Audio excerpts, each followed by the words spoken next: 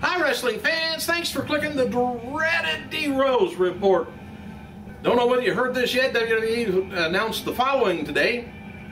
WWE has come to terms with the release of the WWE Raw Diva Maurice as of October 28th. WWE wishes Maurice the best in all of her future endeavors. Maurice commented, "I'm out sexier than ever. Thanks to all my fans, colleagues, and WWE Universe. I'm happy, I'm smiling, and I'm free, and now it's time to get naughty." I hope.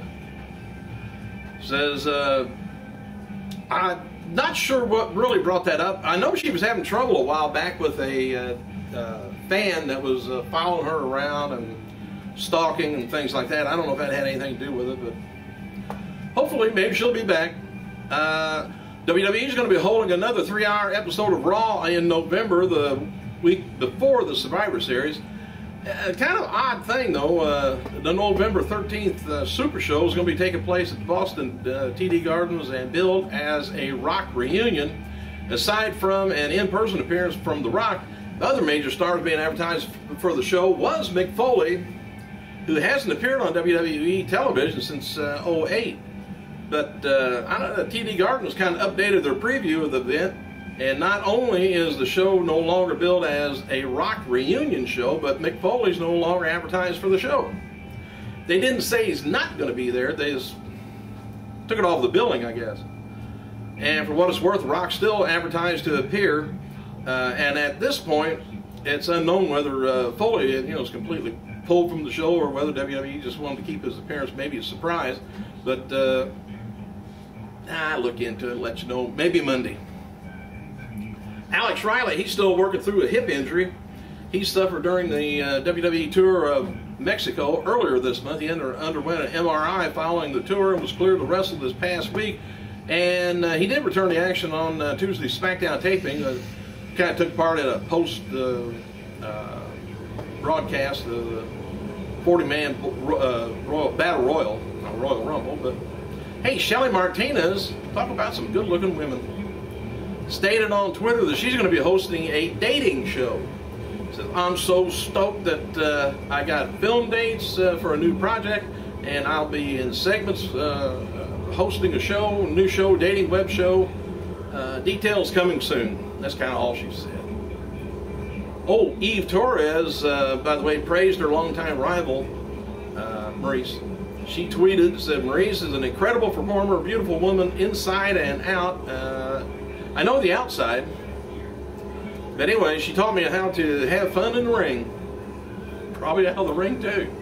Jericho confirmed Friday on Twitter that he's going to be not featured on the WWE 12 video game. He said, "No, I won't be in number 12 video game." He says, "I just heard that I'm going to be in WWE 47.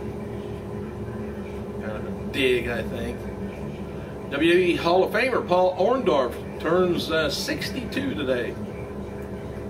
On this week's episode of E-Soup, I don't know if you catch that or not, Joel McHale targeted an opening segment on Monday's Raw Super Show. It's kind of funny. I'll get through this, maybe.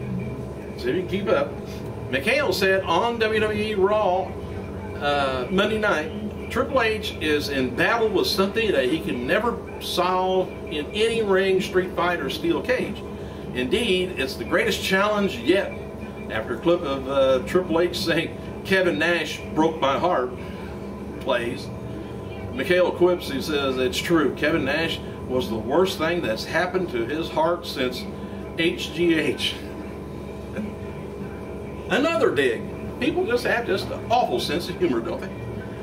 Hulk Hogan posed the following question on his Twitter followers Friday: should Hulk Hogan come back as Hulk Hogan, or should he become Hollywood Hogan and save the wrestling world? Well, why don't you come back as Terry? See how that goes over. Hogan's inquiry returned to Hollywood kind of garnered overly negative response as it was followed later. It says, okay, guys, I get it. The good guy, red and yellow. I just thought I would ask. I get it, brother. MVP he gave a critical review of Thursday's episode of Impact Wrestling on Twitter. He said, first time I tuned in to Impact to watch Jeff Hardy, and I seen he and Bischoff's son's angle, and is more important than the HVYWT title angle. He said, hey, at least the angle had Ric Flair cutting a great promo.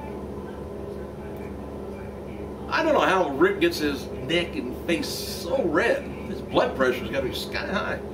And Tara's column for the Chicago Athlete magazine is online, by the way, and she discusses her unique workout routine.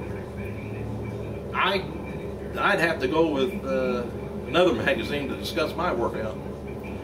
ImpactWrestling.com posted a photo gallery of what the Knockouts will be wearing for Halloween. Velvet Sky and Sarita scans the mask and have the same costume in mind, as they both Knockouts appear as dressed as, of all things, Freddy Krueger. Okay, let's try this again. WWE has promoted the fact that John Cena had acquired over 1 million Twitter followers too. However, a quick look at Cena's Twitter page shows he has about 500 followers short, or 500 followers short of 1 million. Big deal. As noted before, Rock's going to be making a decision whether to team up with John Cena at Survivor Series this coming Monday on the Halloween edition of Raw. And WWE has revealed that The Rock's Survivor Series decision will kick off the Monday's Raw. And we noted before that officials are talking about maybe getting Rock to appear live this Monday, but our last word is he's just going to appear via video. But that could always change, especially with this. Now, see if you can follow this too. This is going to be kind of interesting, indirectly regarding the WWE Network. According to Variety magazine, WWE is going to be joining about 100 channels on a new TV initiative by Google-owned YouTube. Never heard of YouTube. Anyway, WWE is going to be providing content to YouTube's new service, and it sounds like it could be the very first clearance for the WWE Network. YouTube is going to be will pay each channel no more than $5 million, and in turn will charge viewers a fee to view the content. I don't blame WWE for doing that. But YouTube is launching an initiative to compete with satellite TV and cable TV providers. The channels joining WWE is going to be also Wall Street Journal, skateboarder Tony Hawk's, Ashton Kutcher, Shaq, and a bunch of others. Most of the channels are going to be launching earlier this year, rather next year, and once upon running, the channel is will provide 25 hours of new content each day. 25. Don't know what happens with that other hour. Based on early numbers released by WWE 2011 Night of Champions pay-per-view, did just a little under 200,000 buys, around same as it did like maybe 2010. Let you know more later. WWE's added Hunico to the roster page. Hunico is the former Black Sin Cara and revealed himself as the new look on last night's SmackDown. Another WWE source reports that Maria did not ask for her release, and the company who decided to part ways with her. However, word is that Maurice was not upset about the release, though. She's having a party. All right, I thought I heard somebody coming in. WWE talent Primo and Tito Colon and My Colon will be a part of WWC Tour of Puerto Rico this weekend. Former WWE star Chris Masters, Carlito, is also on the tour with Carlito. Will defend his World Wrestling Council Universal title against Masters. Kevin Nash wrote the following on Twitter regarding his sledgehammer attack on Triple H from this past Monday's Raw, and it sounds like a good deal to me. Recalling Triple H bashing me in the head at Monday night, Night of Champions, Sunday night's Monday Night of Champions with a sledgehammer. He said, now I'm the bad guy, or do I scare the shit out of you? According to a little update here, according to Wrestle Legends Barry Windham's father, he's been transferred to the IC unit to a hospital in Orlando, Florida, so he could be seen by an MRI specialist. Windham also is regarded regained some of the feelings in his fingers and toes, but doctors aren't sure whether it was a massive heart attack or a stroke or both. He suffered a few days ago, but that's good to get some feelings back. Man. And in 2009, TNA Legends title. I had a request, a question on the info line from some guy wanting to know, one of the callers wanting to know what happened to the Legends title over in TNA. Well, here it says in 2009, the Legend title is renamed the TNA Global title by champion Eric Young. Actually, I think Booker T took it with him.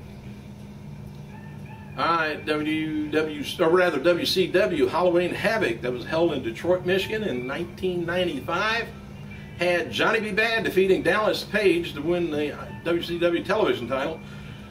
Sting and Ric Flair defeated Brian Pillman, Arn Anderson by DQ when Flair turned on Sting. Hulk Hogan defeated the Giant in a sumo monster truck competition that was taped the previous night, which was, I believe, it was on the roof. Let's see what else. Oh, the Giant defeats Hulk Hogan by DQ. The Giant was awarded WCW World title based on a pre-match stipulation, but was later stripped of the belt. Forget why. Thanks for clicking, you guys. I gotta go.